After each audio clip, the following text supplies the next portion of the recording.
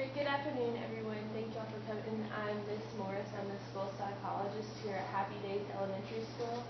I've called everybody here to discuss the problem behaviors Michael has began to exhibit. Will everybody go around the table and introduce yourselves? I'm Miss Clayton. I am Michael's mom. I'm Mr. Clayton. I'm Michael's dad. I'm Miss Evans. I'm the elementary principal. I'm Mr. Joe. I'm a paraprofessional in Michael's classroom. I'm Miss Laura, and I'm a paraprofessional in Michael's classroom. I'm Miss Thursday. I'm a math counselor. I'm Miss Etheridge, and I'm a general education teacher. I'm Miss Robin, and I'm Michael's special education teacher. Thank you. I will now have Miss Bill, Miss Etheridge, and Miss Thurber introduce Michael, his school setting, and the problem behavior. I will be taking notes on the board, so if I could go a little slower, that would be great. I'll start. Michael is 5 years old and in kindergarten. He was diagnosed with autism and he has an IQ of 60. And he's mostly nonverbal with some single word communications.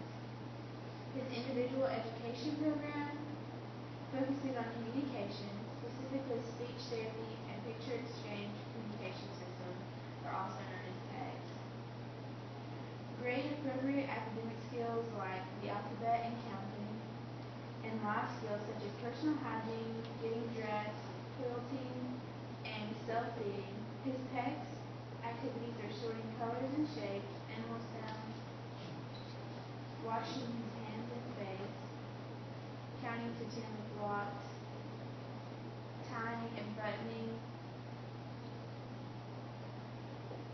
brushing his teeth, the ABCs, and writing his name. If you don't care, could you explain what PECS system is? I don't really know what that is. Yeah, so basically PECS, or also it means Picture Exchange Communication System, is a way to help us communicate with Michael and vice versa. We say everything that we're going to do, but also present it to Michael pictorially as a schedule. Michael has activities that he does in centers to let him know what he's supposed to be doing and what he'll be doing later. He takes a picture of the activity and puts it in the progress box they stick with Velcro. He also knows what he's going to do next. He puts that picture in the on deck box. Okay, thanks. Michael is in a self-contained classroom with 4 other students, two of which have autism and all have similar levels of intellectual disability. The classroom includes a teacher, Miss Robin, and 2 full-time paraprofessionals, Mr. Joe and Miss Laura. The classroom is divided into various stations where students complete activities related to the goals in their IEPs with varying levels of assistance provided by the classroom staff. Recently, Michael has started throwing things in the classroom. His behaviors include throwing himself on the floor, wailing wildly, self-injurious behaviors, like updating and biting, and aggressive behaviors. Michael often screams, egg, egg, egg, during speech as well. He will attempt to bite, scratch, hit, headbutt, and kick anyone who comes in front of him, including other students and classroom staff. He has injured his fellow students and classroom staff with bites that broke his tooth and a headbutt that broke Miss Laura's nose. What do you mean by recently? He started throwing his fists over the last couple of weeks. Alright, so now that we've learned a little bit about Michael, I will now address the home life just to make sure that this are an acting out of what's going on at home. Mr. Clayton, is everything okay? Are y'all having any issues, or are y'all having fighting or anything? Seems like a very personal question. What did you guys do with Michael during this school? Are you trying to bring us on? Yeah, I don't see how you get in our personal lives or over the matter. No, I don't mean to upset you. It's just that all children are very sensitive to what we call psychological stressors. It's possible that Michael's begun acting out at school because something that we are not aware of is bothering him. It could be something like a favorite pet dying, or an illness of the family, or even marital problems. I understand that this can seem invasive or offensive, but students with are susceptible to expressing their emotions due to events at home. If there has been a recent event at home, we need to know to see if it coincides with the problems but we're not here to judge you. Okay, I can understand that. I mean, of course we do have disagreements, everybody does. I mean, he didn't even know about Michael's pet system. Sometimes I feel like I've got to do everything for Michael on my own. I mean, it's easy for him to just say, no eggs for supper, but then I'm the one who has to deal with it. So yeah, sometimes you're right. He does work long hours though, so I can kind of understand why he feels tired, but I never get a day off. We fight about that sometimes, but it's not anything new or different, and really pretty unusual, maybe once or twice a month at most, so I don't think that's a problem. It never has been before. Was there anything out of the usual, anything different or new thing that happened in the last couple of weeks that might affect Michael, maybe a pet passing or some major change of business? No, I don't think anything has happened recently. We don't have any pets, and I keep them on a very regular schedule. Has Michael's behavior changed at home? Well, actually, yes. Michael started throwing fits at home, too. Usually throws one right after breakfast before it's time to go to school and before supper. He's been demanding eggs for supper, but my husband won't let me make them, and he's probably right. We don't need to spoil them. How long has this been going on? It's been pretty recent. Within the last month, just like at school. Okay, let's take this in chronological order. Starting with the first fits, the ones that occur right after breakfast, we're going to try and analyze these behaviors using a method called Applied Behavior Analysis, or ABA, using a technique called the ABCs, or Antecedent Behavior Consequence. I believe that all behavior is goal-directed. This antecedent is the antecedent that is what occurs just prior to the behavior. The behavior we already know is the fit throwing, and all goes with it. And we're really interested in the consequence. What is Michael getting out of this? Tell me about the after breakfast fit. Well, I think it's really about Michael's eating. So he gets his favorite scrambled eggs for breakfast every day. He's kind of a slow eater, but he'll usually eat 3 or 4 of them. Once he's finished eating, he changes from his pajamas to school clothes, and that's usually when the fit occurs. What is Michael supposed to do after he gets dressed? That's what we normally do in his daily personal hygiene routine. Okay. What does the routine include? It includes using the bathroom, brushing his hair, washing his face, brushing his teeth.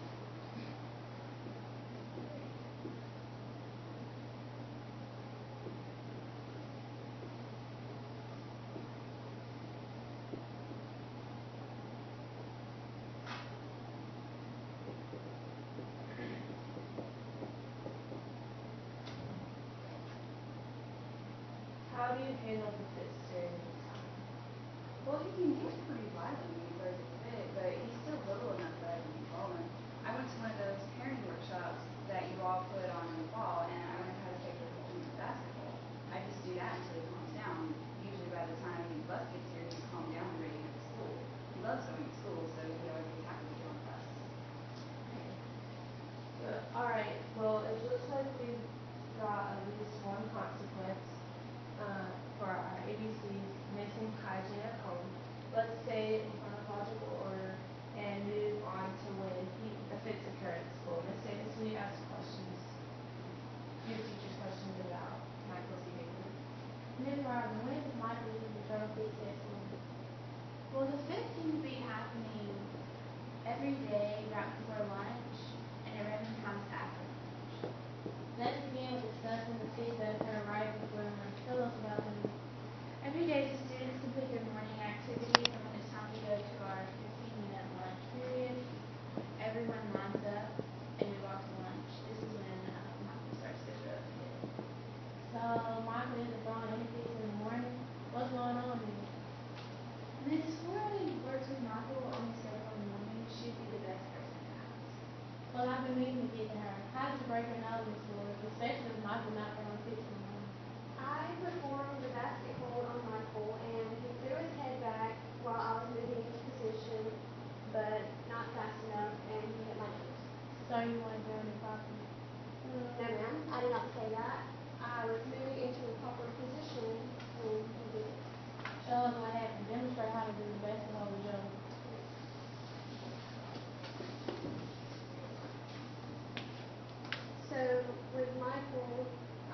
process of putting my head on his shoulder like this, and he threw his head back and hit my hand.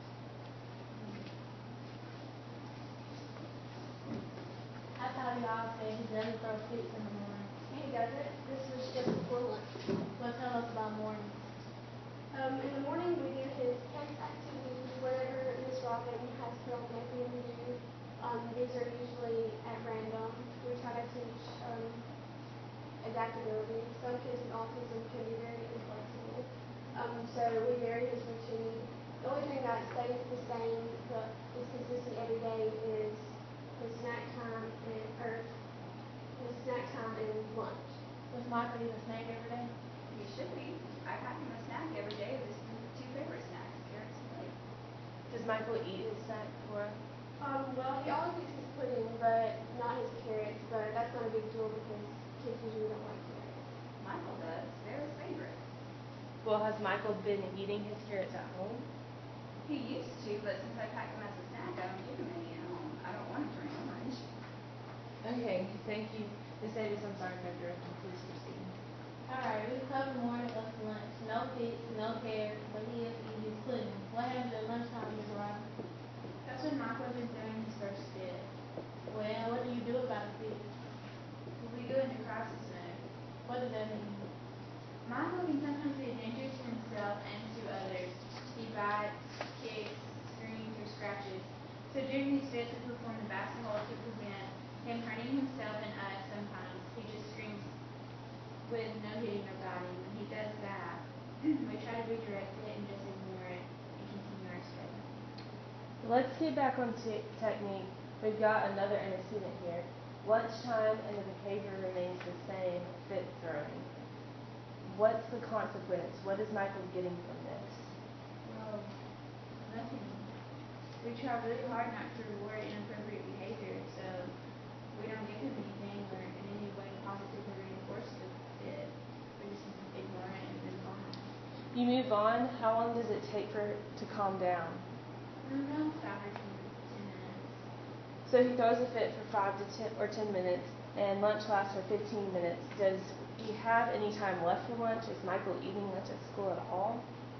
No, not for the last couple of weeks. They closed the lunchroom down and we've got to move on with our schedule. Miss Clayton, were you aware of this? No, I was not. I mean, I guess not. They send a note home every day, and they might have mentioned it, but I guess I didn't realize he wasn't eating anything from school again. Alright, let's move on to discuss the things that occur after lunch. Tell me about that. Well, Joe usually handles Michael after lunch. Well, I don't really know. We usually just work on the schedule, and like Miss Flora said, Miss Robin makes it random. We are usually just working on a schedule, going through all of his activities, when boom, Michael just throws a fit and just lights up like a firecracker. Okay, so it doesn't quite sound like we've got a specific antecedent that we are aware of here. Let's move on for now. Maybe we can circle back to this after we have a little more information. Mom, you told me Michael was throwing fits at supper time at home too, demanding eggs. Can you tell me what happens then? Well, my husband won't let me cook eggs for supper, but I give Michael all he wants for breakfast, so I think he's getting enough food. When he starts throwing a fit at the table, we have a rule, bath and bed. So the antecedent here is dinner. The behavior is the fit, and the consequence is bath and then bed. Does Michael like his bath? It's not his favorite, neither is going to bed, but he will stay in his room and cry, but without the fit, usually he just cries himself to sleep after 15 or 20 minutes. Okay, let's circle back to the afternoon fit. Joe, you say that the fits are totally random. Can you describe them? Well, most of the time the fits consist of him throwing himself on the floor and flailing around and screaming, no, no, no, no. So we usually just ignore it and instruct him to continue with our daily schedule. How long does these get you like? About 5 to 10 minutes, What do you do after the kids stop? we resume our daily schedule. What do you mean by resume their schedule? Do you go back and make Michael brush his teeth, or do you skip it and move on to the next activity? Well, we do have a tight schedule that we have to stick to, so we move on to the next activity. Is there anything consistent about Michael's schedule after lunch? Not really, but, well, I mean, he always brushes his teeth after lunch. It wouldn't make sense to do it before he's eating anything. Do you keep data charts for the afternoon like Flora does in the morning? Sure. Would you check them for me? I'm specifically interested in the data you collected regarding brushing his teeth. Alright, let me check my data sheets. It looks like Michael usually throws his fits right before he moves on to his toothbrushing activity on his text board. How'd you know that? Okay, so we've got another antecedent now, don't we?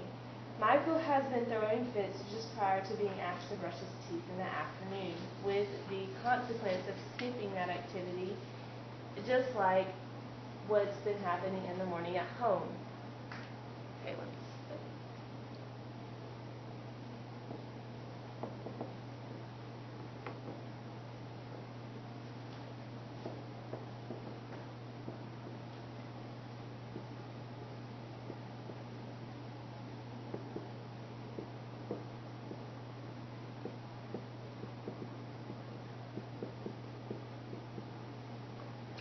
Now that we've categorized the data into antecedent, behavior, consequence, does anyone see any correlations between the information on the board? Does anyone have a suggestion? Well, it seems to me that all of the fits seem to occur when Michael has to either eat anything other than soft food or when he needs to brush his teeth. Miss Clayton, when was the last time Michael was taken to the dentist? Well, come to think of it, Michael's never been to the dentist. The closest dentist that treats children with disabilities is 200 miles away, and I can't take him there regularly. As a guidance counselor, I have access to some resources where we can set up some way for Michael to get treatment from his dentist. That should be our first course of action to get Michael to the dentist. However, there's also another issue to address. Michael has been throwing these fits for weeks, so they have become his go-to behavior to get out of non-preferred activities. We need to come up with a positive behavior interventions plan for Michael to address this behavior.